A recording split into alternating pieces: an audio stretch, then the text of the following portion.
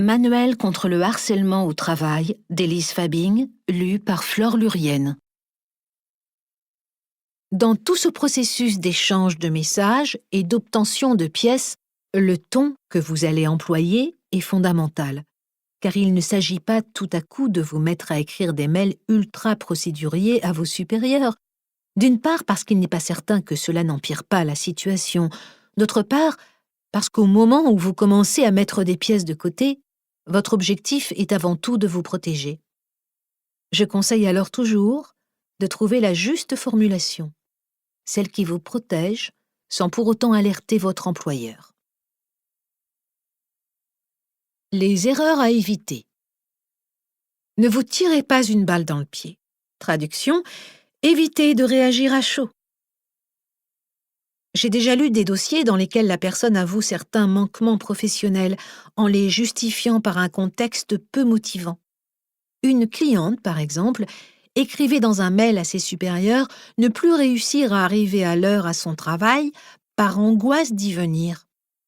Une autre avait écrit à son harceleur que, même si elle le trouvait attirant, il n'avait pas le droit de la toucher sans son consentement. L'objectif est donc de balayer toute maladresse. Quant à votre colère, ne la traduisez pas telle qu'elle à l'écrit. Il est important de peser chaque mot. Prenez du recul. Si vous avez besoin d'écrire un message pour notifier une situation toxique, rédigez-le, puis laissez-le reposer. Vous pourrez y revenir ensuite, le modifier et le faire relire par quelqu'un avant de l'envoyer. Le juste équilibre. Le plus souvent, j'aiguille mon client ou ma cliente en sous-main. Concrètement, cela veut dire que je leur donne des lignes directrices, mais que c'est eux qui rédigent ensuite avec des mots qui leur ressemblent. À eux comme à vous. Je conseille donc de croiser deux données pour envoyer les bons messages. 1. Votre objectif final.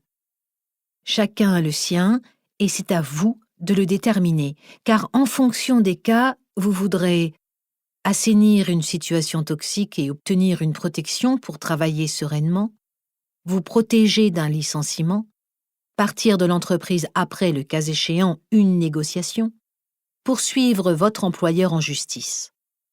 Ce sont des situations très différentes qui impliquent d'utiliser une stratégie et des mots-clés adéquats.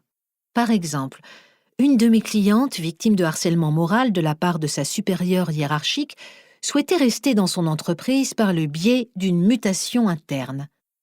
Elle n'a donc pas fait valoir les conséquences du harcèlement sur sa santé afin que les RH la sentent capable de prendre un poste équivalent dans la société. En revanche, pour quelqu'un qui sait qu'il souhaite partir, c'est un point sur lequel on insistera, notamment en envisageant avec son médecin traitant une déclaration du caractère professionnel de sa maladie lorsque cela est possible. Celle-ci pourra alors déclencher une indemnisation supplémentaire pour le préjudice subi. Voir chapitre suivant.